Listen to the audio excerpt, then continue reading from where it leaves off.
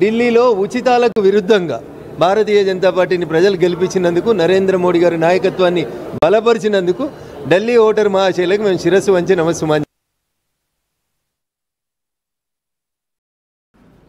Alright, అది ఉచితాలకు సంబంధించి ఉచితాలకు స్వస్తి చెప్తున్నారు ప్రజలు అనేది. కానీ ఇంట్రెస్టింగ్గా భారతీయ జనతా పార్టీకి సంబంధించి ఉచితాల ప్రభావం ఉందనుకోవాలా, లేకపోతే ఇది కాంగ్రెస్కి సంబంధించి? ఎందుకంటే ఇక్కడ తెలంగాణలో కావచ్చు, కర్ణాటకలో కావచ్చు ఉచితాల ప్రభావం కాస్త కనిపించింది అనేది ఒక చర్చ జరుగుతున్న నేపథ్యంలో నిజంగా ఉచితాల ప్రభావం అనుకోవాలా? శివరాచర్ల కంటిన్యూ అవుతున్నారు మనతో పాటు లేవు. శివరాచర్ల గారు, నిజంగా ఉచితాల ప్రభావం అనుకోవాలా? రఘునందన్ గారు ఢిల్లీ బీజేపీ మేనిఫెస్టో చూసినారో లేదో కానీ ఈ ఎన్నికలు అత్యంత ఎక్కువ ఉచిత పథకాలు ప్రకటించింది బీజేపీ.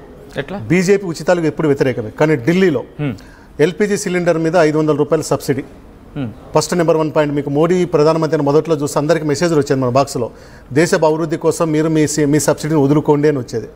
కానీ ఈసారి మొట్టమొదటిసారిగా వాళ్ళు ఎల్పిజి సిలిండర్ 500 సబ్సిడీ ప్రకటించారు. రెండోది, మహిళలకు 2500 రూపాయల పెన్షన్ ఇస్తామని చెప్పి ప్రకటించారు. మూడోది, గర్భిణీ స్త్రీలకు 21,000 రూపాయల మనీ ప్లస్ 6 కిట్లు, అంటే 6 నెలలకు సరిపోయే 6 న్యూట్రిషన్ కిట్స్ ఇస్తామని చెప్పారు. ఆటో వాళ్ళకి, భవన నిర్మాణ కూలీలకి 10 లక్షల జీవిత బీమా అంటే ఇన్సూరెన్స్ ఇస్తామని ప్రకటించారు. తర్వాత ఉచిత, కేజ్రీవాల్ ఏదైతే కంటిన్యూ చేశాడో ఉచిత విద్యుత్ 200 యూనిట్లది, ఉచిత వాటరు, ట్రాన్స్పోర్టేషన్, అది మొత్తం కూడా మేము ఫాలో అవుతామని చెప్పినారు. అందరికన్నా ఎక్కువ ఉచితాలు ప్రకటించింది బీజేపీ ఎన్నికల్లో. అది లేకుండా, ఆ ఎజెండా లేకుండా కేవలము బీజేపీ స్ట్రాటజీ మోడీ హవాతో కనుక పోయి ఉంటే ఫలితం వచ్చిండేదంటే it's very questionable. BJP strength, BJP electioneering, దానికి అదనంగా ఉచితాల మేనిఫెస్టో మాత్రమే ఈ విజయాన్ని వీళ్ళకు సాధించి పెట్టిందిగా చెప్పాలి మనం. అది right. Me results back to back చూస్తున్నారు. ఇంట్రెస్టింగ్ గా ఇక్కడ కల్కాజీకి మాట్లాడుకుందాం. కల్కాజీకి సంబంధించి 12 రౌండ్లు గాను 9 రౌండ్లు పూర్తయ్యాయి. ఇక్కడ ఆతిషి ఇంట్రెస్టింగ్ గా మారుతోంది ఫైట్. కేవలం 200 ఓట్ల తేడాతో మాత్రమే డిఫరెన్స్ ఉంది. 200 ఓట్లు మాత్రమే డిఫరెన్స్ కనిపిస్తోంది. ఎందుకంటే 12 రౌండ్లు కన్నా 9 రౌండ్లు పూర్తయ్యాయి. 9 రౌండ్లు పూర్తయినప్పటికీ ఇక్కడ ఆతిషికి 36,018 ఓట్లు ఇక్కడ నమోదయ్యాయి.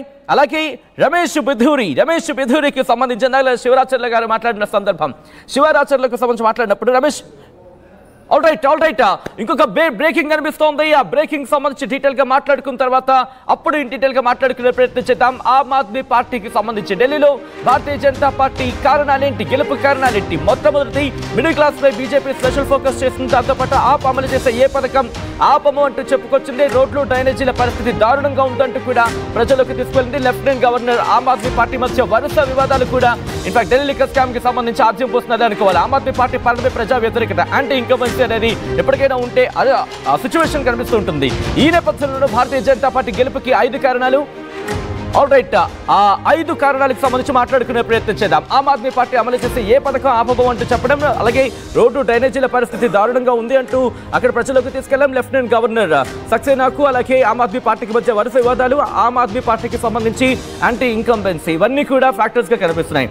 శివరాచర్ల మనతో పాటు కంటిన్యూ అవుతున్నారు. శివ గారు, యాంటీ ఇన్కంబెన్సీ అనేది 10 ఏళ్ల తర్వాత ఎక్కడికైనా ఏ ప్రభుత్వానికైనా ఉంటుంది, కానీ ఇక్కడ అంత స్థాయిలో ఉందనుకోవాలా? సచిన్, ఖచ్చితంగా ఈ 5 కారణాల గురించి మాట్లాడారు. ఈ ఎన్నికలు anti incumbency is not a factor. ఉంటే ఉండొచ్చేమో కానీ not a factor. Anti incumbency కానే కాదు, టాప్ 5 లో ఉండదు. యాంటీ ఇన్కంబెన్సీ కనుక ఉంటే వీళ్ళకు ఇంత ఓటు శాతంగా నిన్న సీట్లు కానీ రావు. అవును, ఈ ఎన్నిక బీజేపీ స్ట్రాటజీ నెంబర్ 1. 2, బీజేపీ ఇచ్చిన మేనిఫెస్టో నెంబర్ 2. మూడోది, కేజ్రీవాల్ పొత్తు లేకుండా ఏకపక్షంగా పోవటం అనేది నెంబర్ 3. దీని తర్వాతనే మిగిలిన ఏ కారణమైనా దీంట్లోకి వస్తుంది. ఓకే, రాహుల్ గాంధీ ప్రచారం చేసిన ప్రతిదీ కూడా ఆపుని దెబ్బకొట్టింది తప్పితే బీజేపీని కాదు. ఆయన స్లమ్ ఏరియాలకు పోయి డ్రైనేజీలు చూపించాడు. ఇవన్నీ కూడా ముఖ్యమంత్రి చేయాల్సిన పరిష్కరించలేదన్నట్టుగానే పోయింది. అంతేకాని కేవలం మాకు యాంటీ ఇన్కంబెన్స్తో పోయింది అనేది కాదు. యాంటీ ఇన్కంబెన్స్ పోతే ఇన్ని సీట్లు రావు, ఇన్ని ఓట్ల శాతం రాదు. అలాగే డ్రైనేజీలు కావచ్చు, పారిశుద్ధ్యం గురించి మాట్లాడడం జరుగుతుంది. ఇక్కడ యమునా నది గురించి మాట్లాడుతున్న సందర్భం, గత 5 ఏళ్ల క్రితమే యమునా నది నేను బాగు చేసేస్తాను, యమునా నది నీళ్ళు ఇలా తీసుకొని తాగొచ్చు అన్న లెక్కలో మాట్లాడిన కేజ్రీవాల్, కానీ ఈరోజు దాన్ని కనీసం చేయలేపడు. ఇంకా పొల్యూషన్ ఎక్కువైపోయింది, దాన్ని ఇంకా పొల్యూట్ చేసేస్తాడు అనేది ఇది కూడా ఒక బలమైన ఫ్యాక్టర్ కింద అనుకోవాలి. వాస్తవంగా ఢిల్లీ ముఖ్యమంత్రి యమునా నది పక్షాలను చేయడానికి అతనికి ఎలాంటి హక్కు లేదు, ఎలాంటి ఫండ్స్ లేవు. అతని పరిధిలోని అంశం కదా, అనవసరం తలకెత్తుకున్నాడు ఆయన. ఒక్క షీలా దీక్షిత్ మాత్రమే దాన్ని కాలుష్యాన్ని తగ్గించింది. ఎలా తగ్గించిందంటామా, ఏదైతే ఇండస్ట్రియల్ ఏరియా ఉందో ఆ ఇండస్ట్రీస్ మొత్తాన్ని కూడా టైం లైన్ పెట్టి మీరు ఎంత కాలంలోపు ఇక్కడ ఖాళీ చేసి బయటికి పోవాలి. నోయిడా అంటే న్యూ ఓక్లాండ్ డెవలప్మెంట్ అథారిటీ, ఇప్పుడు ఓక్లా సీటు మనకు నడుస్తుంది, ఎంఐఎం 2nd ప్లేస్లో ఉంది అక్కడ. అట్లా మొత్తం ఇండస్ట్రీని మొత్తాన్ని కూడా రెసిడెన్షియల్ ఏరియా నుంచి దూరం పంపించాము, కాలుష్యం కొంతకాలం కంట్రోల్ చేసింది కాబట్టి ఇంతకాలం బాగుంది. అరవింద్ కేజ్రీవాల్ దీనికి సంబంధించి ఎలాంటి అంటే ఇండస్ట్రీస్ని తరలించడం కానీ, కొత్త ఇండస్ట్రీస్ రాకపోవడం కానీ ఇలాంటివి చేయలేకపోవడం అంత పెరిగింది. ఇతను ఎలా తాగనిస్తాడు? పైన యమునా అనేది ఇక్కడ పుట్టట్లేదు, పైనుంచి పుట్టి వస్తుంది. ఎన్నికలప్పుడు నేనేం చెప్పాడు, హర్యానాలో ఉన్న బీజేపీ ప్రభుత్వం కావాలని యమునా నదిని కలుషితం చేస్తుంది, విష పదార్థాలు దీంట్లో కలుపుతున్నారని చెప్పి ప్రచారం చేసింది. అదే ఆయనకు తిరిగి కొట్టినట్టుగా చూడాలి ఇప్పుడు. ఆల్ రైట్, ఇంట్రెస్టింగ్ గా బ్రేకింగ్ న్యూస్ చూస్తున్నారు.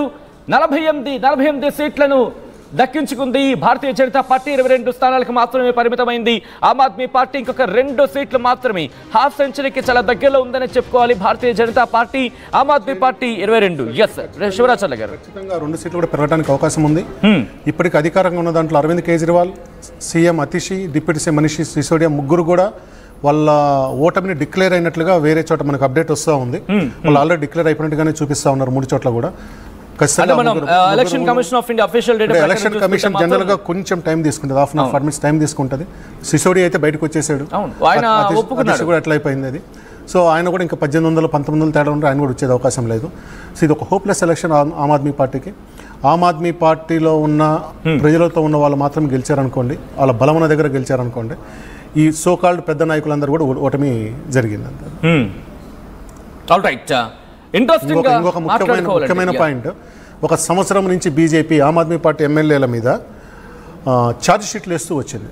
ఈ ఎమ్మెల్యేని అవినీతి ఛార్జ్ షీట్లు వేస్తుంది. దానికి సంబంధించిన కౌంటర్ అటాక్ కానీ ఆన్సర్ కానీ కేజ్రీవాల్ దగ్గర కానీ ఆమ్ ఆద్మీ పార్టీ కానీ దగ్గర లేదు. వాళ్ళు నియోజకవర్గంలో ఇది ఒక పొలిటికల్ స్ట్రాటజిస్ట్గా మనం ఒకటి చేస్తామన్నమాట. ఎమ్మెల్యే మీద ఛార్జ్ షీట్ వేయటం అనేది ఉంటుంది. అక్కడ బీజేపీ చేస్తుంది, వీళ్ళు దానికి సమాధానంగా చెప్పుకుంది కానీ లేదు. ఎంతసేపు ఉన్న డిఫెన్స్ సానుభూతి గేమ్ ఆడాడు తప్పితే రాజకీయంగా చేసింది కనపడలేదు. కానీ ఇక్కడ జార్ఖండ్ గురించి మాట్లాడుకున్న పరిస్థితి, జార్ఖండ్ ముఖ్యమంత్రిగా ఉన్న హేమంత్ సోరెన్ ఆయన జైలుకి వెళ్ళాడు. జైలుకి వెళ్ళి వచ్చిన తర్వాత ఆయన విజయం సాధించాడు, గెలుచుకున్నాడు అంటూ కూడా. ఆ తర్వాత చంద్రబాబు నాయుడు గురించి మాట్లాడుకున్న పరిస్థితి, జగన్ గురించి మాట్లాడుకుంటున్న పరిస్థితి. ఇలా జైలుకి వెళ్ళి వచ్చిన వాళ్ళు ఆ సింపతి అనేది కాస్త గెయిన్ అవుతుంది, సింపతితో కొన్ని ఓట్లు పడుతున్నాయి. మీరు చెప్పిన అటువంటి సారి ఇక్కడ కేజ్రీవాల్కి లేదా? మీరు చెప్పిన దాంట్లో ఒక హేమంత్ సోరెన్ డిఫరెంట్, బికాజ్ ఆయన సీఎంగా ఉండి జైలుకి వెళ్ళి వచ్చాడు. కేజ్రీవాల్ సీఎంగా జైలు వచ్చాడు. అంతకుముందు జగన్ కానీ చంద్రబాబు నాయుడు కానీ సేమ్గా ఉండి వెళ్ళలేదు. వాళ్ళు ప్రతిపక్షంలో ఉన్నప్పుడు పోయారు. అధికార పార్టీ వీళ్ళని ఇబ్బంది పెట్టిందన్న ఫీలింగ్ వచ్చింది తప్పితే వీళ్ళు సేమ్గా ఉండి పోలేదు. హేమంత్ సోరెన్ విషయం ఎక్సెప్షన్. అదొక హేమంత్ సోరెన్ అనేది ఒక ఎస్టాబ్లిష్డ్ సిబి సోరెన్ ఫ్యామిలీ, వాళ్ళు ట్రైబల్స్కి అధికారికంగా ఉంటారు. బీజేపీ అక్కడ ఆడిన రాంగ్ గేమ్ ఏంటంటే ఆ పార్టీని చీల్చింది, ఎస్టీలలో చీలికి తీసుకొచ్చి గేమ్ ఆడింది. అది అక్కడ పారలేదు. అది చెంపై సోరెన్ తీసుకొచ్చి దిగిన ఆయన ఇంకో పార్టీ క్రాంతివీర్ పార్టీ ఒకతను తీసుకొచ్చారు. అతను కూడా మంచి ఓటింగ్ శాతం తెచ్చుకున్నాడు.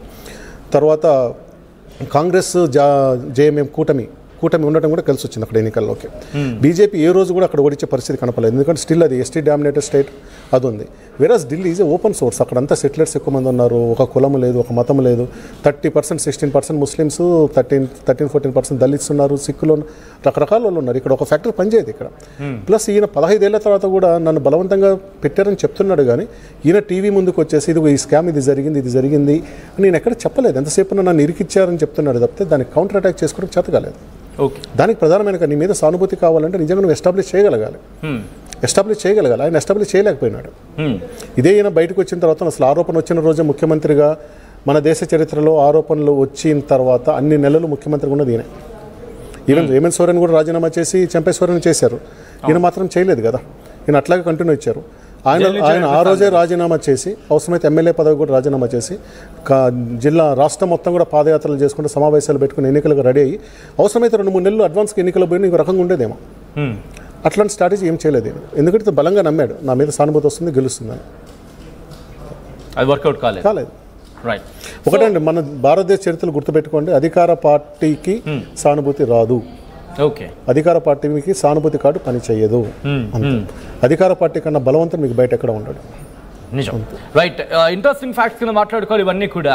ఇప్పుడు మీరు చూడొచ్చు, ఆన్ స్క్రీన్ చూస్తున్నారు, 70 సీట్లకు గాను 88 సీట్లను సాధించింది భారతీయ జనతా పార్టీ. కాంగ్రెస్ 0, ఇతరులు 0, ఆమ్ ఆద్మీ పార్టీ 22. ఒకసారి ఎగ్జిట్ పోల్ ఫలితాలకి సంబంధించి అఫ్కోర్స్ ఇంకా సీట్లకు సంబంధించి కొంచెం తడిచిన భర్షణలు కాస్త హెచ్చు దగ్గర అయితే మాత్రం కనిపిస్తున్నాయి. కానీ ఒకసారి ఎగ్జిట్ పోల్ ఫలితాలకి మీరు చూసే ప్రయత్నం చేస్తే కనుక పీపుల్ ఇన్సైట్ అలా ఒక్కొక్క పోల్ ఫలితాలకు సంబంధించి 25 నుంచి 29 భారతీయ జనతా పార్టీకి 40 నుంచి 44.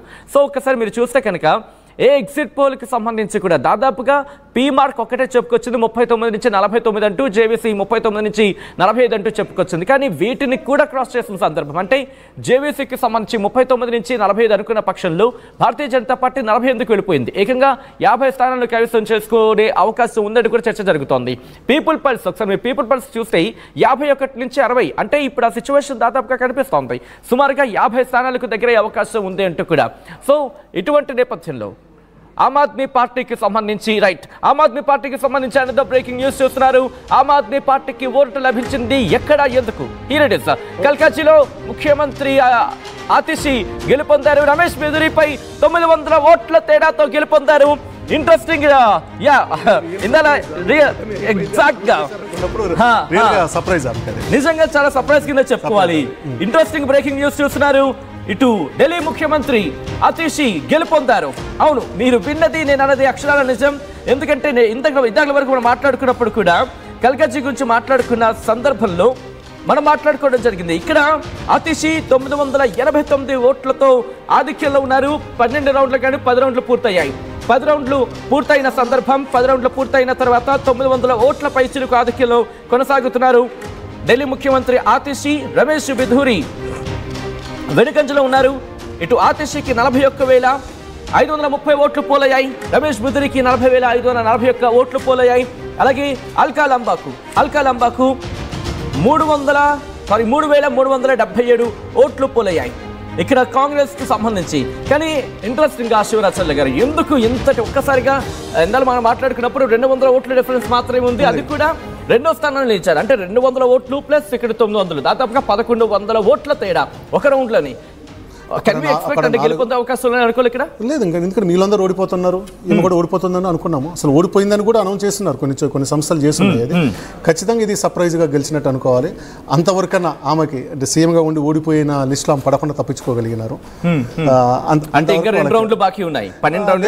అనౌన్స్ చేశారని చెప్తున్నారు. అక్కడ అప్డేట్ కావట్లేదు. కానీ లోకల్ గా అంటే కౌంటింగ్ సెంటర్ నుంచి వచ్చే వాళ్ళు చెప్తుంది అంటే 900 అనౌన్స్ అయిందని చెప్తున్నారు. అదే ఎందుకంటే election commission of India official data ప్రకారం చూసుకుంటే కనుక 41,989 ఓట్లతో గెలిచినట్టుగా మన కౌంటింగ్ సెంటర్ నుంచి అప్డేట్ వస్తుంది.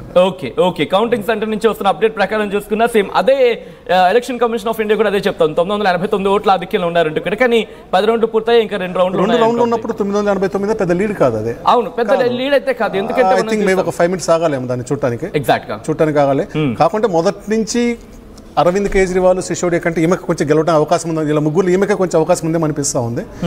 సో ఎందుకంటే దీని మీద ఉన్న ఆరోపణలు తక్కువ. At the same time Delhi మహిళా ముఖ్యమంత్రిగా తను నిలిచిందో అంటే ఇందాక నేను చెప్పిన పాయింట్ వ్యతిరేకమైన రమేష్ బిధూరికి ఆడవాళ్ళ మీద, ప్రియాంక గారి మీద కామెంట్ చేయడం అందుకని కలిసి రాలేదేమో చూడాలి. కానీ స్టిల్ ఈజ్ గట్టి పోటీ. కానీ ఇక్కడ కూడా ఒక అల్కా లంబాకి సంబంధించిన ఓట్లు కనీసం ఒక 50% ఆఫ్ ఓట్లు ఇటు ఆతిషికి వచ్చిన ఒక ఘనమైన మెజారిటీ. అల్కా లంబా ఒకప్పుడు చాలా పవర్ఫుల్ లీడరు. ఢిల్లీ రాజకీయాల్లో, స్టూడెంట్ రాజకీయాల నుంచి వచ్చింది, ఢిల్లీ యూనివర్సిటీ నుంచి వచ్చింది, పవర్ఫుల్ లీడరు. ఈ రోజు ఆ 3,000కు పోయిందంటే అది వాళ్ళకన్నా కాంగ్రెస్ పార్టీ దుస్థితి అంతే. కాంగ్రెస్ పార్టీ బలంగా ఉంటే వీళ్ళందరూ కూడా షైన్ అవుతారు. ఇప్పుడు అంటే మీరు అన్నారు కాంగ్రెస్ పార్టీకి సంబంధించి మీరు ప్రశ్నించారు, అంటే ఆ క్వశ్చన్ రైజ్ అయింది కాబట్టి. I'm sorry, I don't have time. I'm sorry, I have a lot of people. Shafi glass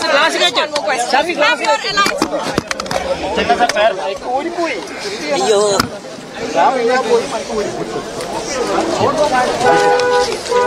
right. Priyanka Gandhi Vadra అక్కడ మాట్లాడే ప్రయత్నం ఇన్ఫాక్ట్ ప్రియాంక గాంధీ వాద్రాతో మాట్లాడే ప్రయత్నం చేశారు, కానీ ఎటువంటి రియాక్షన్ లేదు. శివరాచార్య గారు ప్రియాంక గాంధీ చెప్పుండాల్సింది, మీ మీద కామెంట్ చేసిన రమేష్ బిధూరి ఓడిపోయాడని చెప్పుండాల్సిందేమో. బహుశా ఇంకా అప్పటికి అప్డేట్ అయ్యి ఉంటుంది ఏమంటుంది. రైట్. అయితే ఇందాక మీరు ఎగ్జిట్ పోల్ చూస్తున్నారు కదా, అందులో చాలా ముఖ్యమైనది మీరు అక్కడ అప్డేట్ చేసినట్లేదు. My access India, Pradeep Gupta అది పెట్టలేదు. యాక్సెస్ మై ఇండియా పెద్ద సంస్థల్లో యాక్సెస్ మై ఇండియా మాత్రం బీజేపీకి 45 నుంచి 55 సీట్లు వస్తాయని చెప్పింది. తర్వాత ఆప్కి 15 నుంచి 25 వస్తుందని చెప్పింది. కాంగ్రెస్కు 0 నుంచి 1 వస్తుందని చెప్పింది. ఇప్పుడున్న రిజల్ట్స్ అంతా కూడా మై యాక్సెస్ ఇండియా రిజల్ట్స్ లాగా మనం పెట్టుకోవాలి. తర్వాత ఈ చెప్తున్న వాళ్ళలో కేకే సర్వే అని ఒక తెలుగు అతని మాత్రం ఆయన ఆప్కి 44 సీట్ల వరకు వస్తాయి చెప్పినారు. అది పోయింది. ఆయన చెప్పిన దాంట్లో మాత్రం జరిగిందంటే అరవింద్ కేజ్రీవాల్, సిసోడియా ఓడిపోతారు అని చెప్పి అది మాత్రం జరిగినట్లుగా భావించాలి. ఇంకా మిగిలిన సంస్థల్లో ఎవరు కూడా బీజేపీకి పెద్ద రినౌండ్ అంటే చాలా ఉన్నాయి. विश्वास जताया है। ये प्रधानमंत्री मोदी जी की जीत है, दिल्ली वासियों की जीत है। क्या अगले चीफ मिनिस्टर से हम बात करें पर मैं अभी अभी आया हूँ, एक बार आपको फिर मैं बाद में बात करता हूँ। अमित शाह जी से मिलने गए थे। Thank you. प्रवेश डाल दे यार।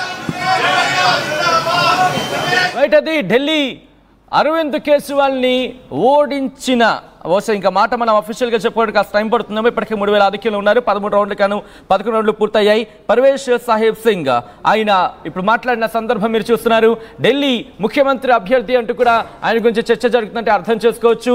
ఈ నేపథ్యంలో యాక్సెస్ మై ఇండియాకి సంబంధించి మీరు చూస్తున్నారు. కొద్దిసేపు క్రితం మీరు మాట్లాడారు శివరాచార్య గారు. భారతీయ జనతా పార్టీ 40 నుంచి 55, ఆమ్ ఆద్మీ పార్టీకి 15 నుంచి 25, కాంగ్రెస్ కి 0 నుంచి 1, అదర్స్ కి 0 నుంచి 1. కానీ ఇక్కడ కాంగ్రెస్ కానీ ఇతరులు కానీ ఒక్క స్థానం కూడా లేదు. పక్కన ఓట్ షేర్ కూడా చూడండి, ఆయన చెప్పినట్టు 48, 42, 7 దాదాపు అట్లాగే వస్తూ ఉంది. So more accurate. So Pradeep Gupta హర్యానాలో ఫెయిల్ అయినా ఇక్కడ మొత్తం వరుస పెట్టి మహారాష్ట్ర, జార్ఖండ్ దీంట్లో కరెక్ట్గా చెప్పిన వ్యక్తి ప్రదీప్ గుప్తా. మై యాక్సెస్ ఇండియాకి అందుకే యాక్సెస్ మై ఇండియాకి అందుకే క్రెడిబిలిటీ ఉంటుంది. సో మీరు అన్నట్టుగా ఓట్ షేర్ అనేది ఇప్పుడు కరెక్ట్గా నెంబర్గా రిప్లికేట్ అవుతుంది అనుకోవాలి. కానీ ఆమ్ ఆద్మీ పార్టీకి అటువంటి సినారీ కనిపించదు. బహుశా ఓట్ షేర్కి 48, 42 అంటే ఇక్కడ 23. బట్ మీరు అన్నట్టుగా బహుశా ఓట్ షేర్కి సంబంధించిన కంపారిజన్లు కాస్త దగ్గరగా కనిపిస్తోంది. ఆ సీట్లు కూడా 45 నుంచి 50 ఉంది. ఇప్పుడు 47 దగ్గర ఉన్నారు. నేను అనుకోవడం క్లోజింగ్ 50 వరకు వస్తారు. ఓకే, క్లోజ్ వస్తారు. వీళ్ళు కూడా 15, 22 ఉన్నారు. 18, 19 వరకు వీళ్ళు వస్తారు. కాంగ్రెస్కి ఇచ్చింది 0 నుంచి 1, అది పోతుంది. అది రైట్. ఒక్కసారి ఆ రిజల్ట్స్ మీరు చూస్తున్నారు ఆర్టీవీ స్క్రీన్ మీద. 47 స్థానాలని ఇటు భారతీయ జనతా పార్టీ కైవసం చేసుకుందా అటువంటి మాట వినిపిస్తుంది. ఎందుకంటే 47 స్థానాల్లో కొన్ని స్థానాల్లో లీడ్లో ఉంది, మరికొన్ని స్థానాలకు సంబంధించి ఆమ్ ఆద్మీ పార్టీ ఆధిక్యతను కనబరుస్తోంది. ఇక్కడ ఇంట్రెస్టింగ్గా మాట్లాడుకుంటే కనుక ఢిల్లీ ముఖ్యమంత్రి ఆతిషి ఆమె విజయం వైపు అడుగులు వేస్తున్నారు. కొన్ని అప్డేట్స్ అయితే మాత్రం election commission of India official site ప్రకారం చూసుకుంటే కనుక ఎలక్షన్ కమిషన్ ఆఫ్ ఇండియాకు సంబంధించి అఫీషియల్ లెక్కల ప్రకారం 12 రౌండ్లు పూర్తయ్యాయి. 10 స్థానాలకు సంబంధించి కౌంటింగ్ పూర్తయింది. వీటిలో ఆతిషి, ఢిల్లీ ముఖ్యమంత్రిగా ఉన్న ఆతిషి 989 ఓట్ల ఆధిక్యంలో ఉన్నారు. అలాగే భారతీయ జనతా పార్టీ నుంచి రమేష్ బిధూరి ఆయన కూడా సెకండ్ కొనసాగుతున్నారు. అంటే ట్రైల్లో ఉన్నారు ఆయన.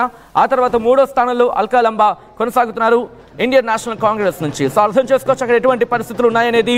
మొత్తంగా అయితే మాత్రం ఇక్కడ పరిస్థితి మారుతోంది. ఆమ్ ఆద్మీ పార్టీకి సంబంధించి స్థానాలను కోల్పోతోంది. ఎందుకంటే ఒకనొక సందర్భంలో చూసుకుంటే కనుక కాస్త టఫ్ ఫైట్ ఇస్తుందా. ఎందుకంటే ఇటు భారతీయ జనతా పార్టీకి స్థానాలు కాస్త తగ్గిపోయిన పరిస్థితి, ఆమ్ ఆద్మీ పార్టీ అక్కడక్కడ పుంజుకున్న పరిస్థితి. అంటే కొన్ని చోట్ల 40 వరకు వచ్చేస్తుంది భారతీయ జనతా పార్టీ, అక్కడ కాస్త ఆమ్ ఆద్మీ పార్టీ పుంజుకుంది అనుకుంటూ మాట్లాడుకున్నాం. కానీ ఆ తర్వాత కొద్దిసేపటికే భారతీయ జనతా పార్టీ తిరిగి పుంజుకుంది. ఆమ్ ఆద్మీ పార్టీ ఆ సంఖ్యను కోల్పోతూ వచ్చింది. కొన్ని సందర్భంలో అయితే 26 స్థానాల వరకు కూడా ఆమ్ ఆద్మీ పార్టీ ఎగబాకింది. కానీ ఆ తర్వాత చూసుకుంటే కిందకు పడిపోయింది ఆమ్ ఆద్మీ పార్టీ. భారతీయ జనతా పార్టీ మాత్రం తన విజయాన్ని కొనసాగిస్తోంది అంటూ కూడా మనం మాట్లాడుకోవచ్చు. ఒక్కసారి ఢిల్లీకి సంబంధించి యాక్సెస్ మై ఇండియాకి సంబంధించి ఓట్ షేర్, అలాగే అక్కడ మీరు ప్రెసెంట్ వస్తున్న సినారియో మీరు చూడొచ్చు. ప్రస్తుతం ఆమ్ ఆద్మీ పార్టీకి సంబంధించి 43.2% ఓట్ షేర్ ఉంది 23 సీట్లతో. అలాగే భారతీయ జనతా పార్టీకి 46.8 ఓట్ షేర్తో 47 సీట్లను సాధించింది. అలాగే 47 సీట్లలో ఆధిక్యం ప్లస్ గెలుపు కలుపుకొని ఇక్కడ.